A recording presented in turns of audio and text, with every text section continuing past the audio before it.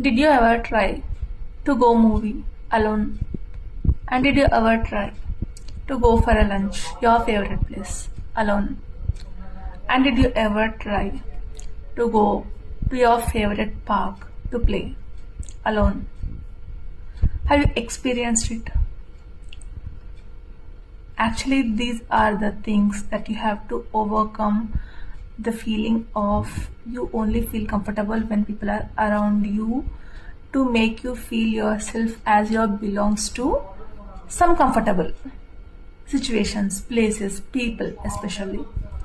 So, try this once and just experience the change in your own emotions because the greatest gift that we give to ourselves is investing on ourselves. It can be time, money, or anything.